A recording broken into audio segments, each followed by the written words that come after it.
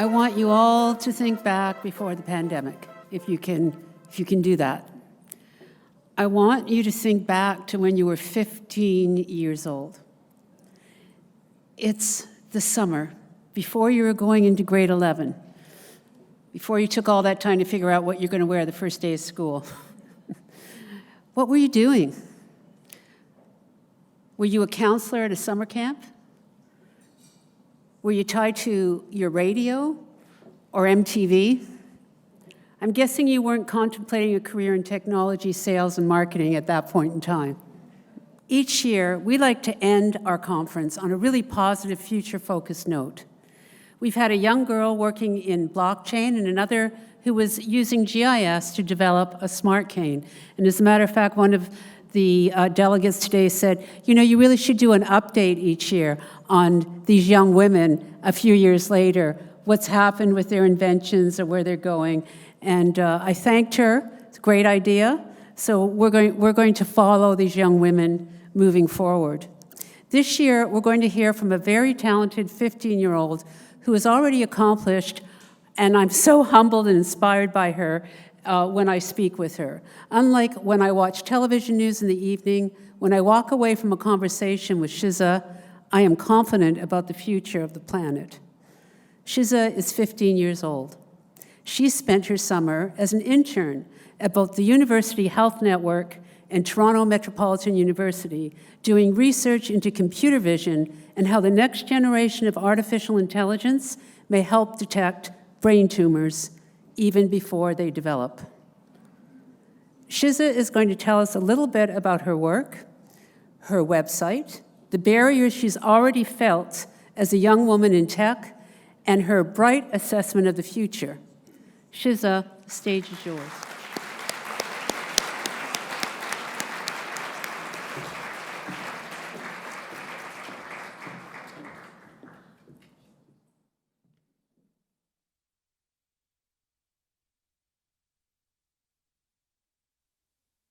As per my parents' ambitions, I was doing math courses on Khan Academy. I came across a course on computers and learned a programming language called Processing.js. It was mostly just animations and video games, so I leveled up to doing random user-generated problems like these on Python. It was pretty fun, but I quickly got tired of doing these problems using similar algorithms. I wanted to see what else was out there in terms of programming solutions to problems, more impactful ones at least.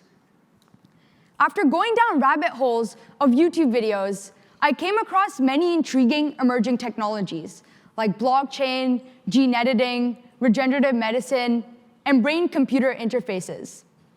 But when I came across AI, it was like love at first sight. I mean, who doesn't love crazy, psychotic robots that will potentially take over the world? And yes, AI can do a variety of tasks better than humans, but the first point definitely attracted me more to this space.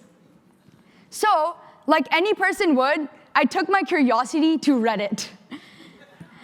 I saw what others had to say about AI and its applications. And there was a lot of buzz around social media, finance, self-driving cars, and healthcare. To be honest, I was quite iffy about letting a robot work with patients, especially if it's going to take over the world one day. But after going to many AI and healthcare talks and events, turns out I was completely wrong. AI is so valuable to the healthcare space, from predicting which patient needs a ventilator the most to diagnosing cancers. There were just so many cool use cases, I knew I had to give it a try. The best way to build projects within the cross-section of AI and healthcare was through computer vision, which gives computers the ability to see and analyze images. For context, in the computer vision space, there are a few tasks, with the main ones being classification and segmentation. Classification specifically looks at an image and answers the question of what objects are in the image. For example, in this image, it would be classified as a cat. On top of this, segmentation not only answers the question of what, but where objects are located in the image through precise boundaries, just like how this image differentiates the cat from the dogs. These tasks are so valuable to the computer vision and healthcare space because anomalies in medical images can be hard to detect with the human eye. Let's take an example of this. Here we have a 2D MRI scan, and I want you all to shout out where you think the brain tumor in the scan is, and use the grids to help you.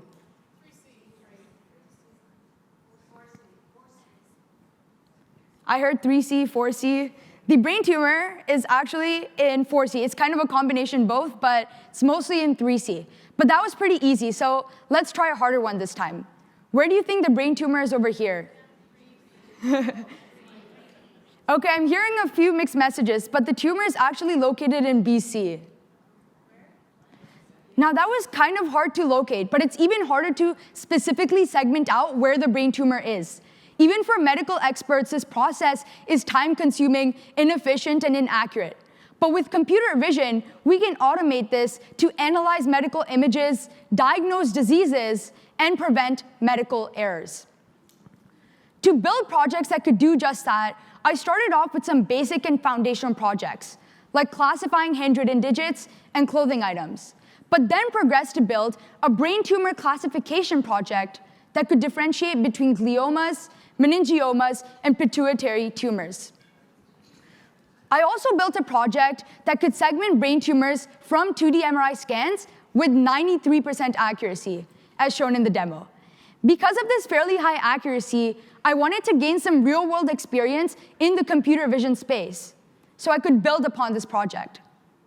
Though, most of the opportunities I saw were for undergrads, PhDs, or master's students, or there was no application in the first place. But that didn't stop me. Instead, it motivated me to pave my own path to get the opportunities I wanted. So I simply just asked. I stalked researchers and professors on LinkedIn and cold emailed them. And guess what? A day went by, a week went by, nothing happened. Well, technically they saw the email, they just didn't respond.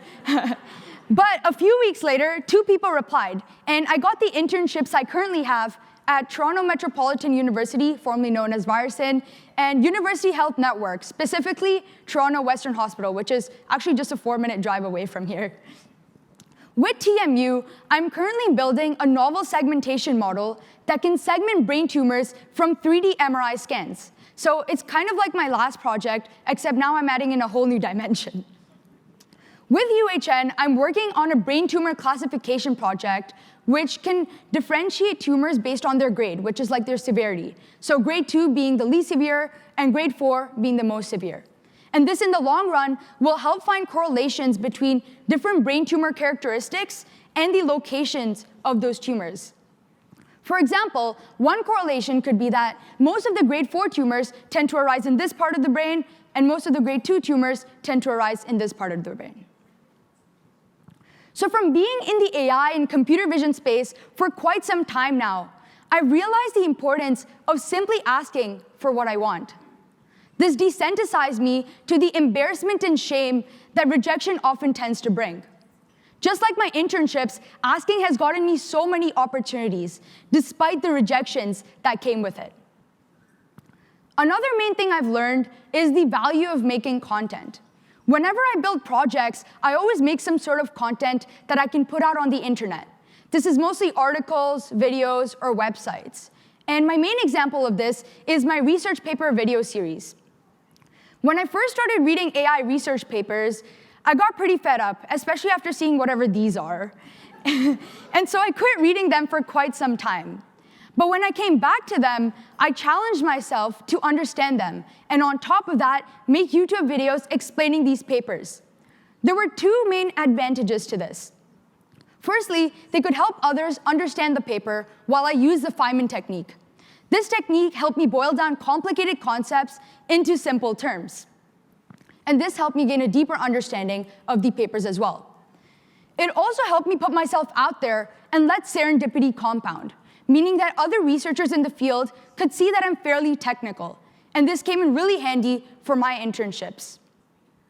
Content creation has helped me grow so much in terms of my skills, my network, my knowledge, and the opportunities I've gotten.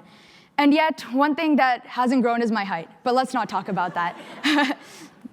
The last thing I want to say is that I've noticed a gender gap in the tech space, just like most of you probably have in one way or another. For the last 4 decades, this gap has widened, with 1 woman in 5 people working in the tech industry today. For me, most of my STEM teachers have been males. Almost everybody in my school computer club were males. And obviously, it was kind of uncomfortable. For example, I was talking to my friend a few weeks ago, and she was asking me what I was doing over the summer. I was telling her about these internships, and this is the face she made at me. Now, obviously, this is really disheartening because we need more female representation in the space. As we're advancing society, we're building these breakthrough technologies, we're solving all these problems, and with half the population being female, we need the unique perspective and the opinions. This is extremely relevant in the AI alignment space, which works to align human values with the goals that AI is trying to pursue.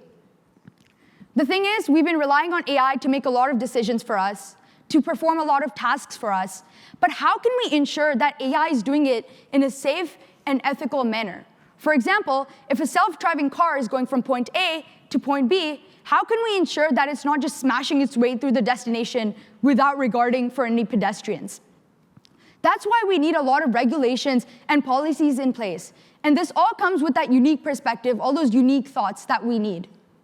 So with more women getting into the tech industry, and with more events like these, I'm hoping that not only can we solve problems like AI alignment, but the next time I talk about my experiences or what I'm working on, the reaction is not this, but this.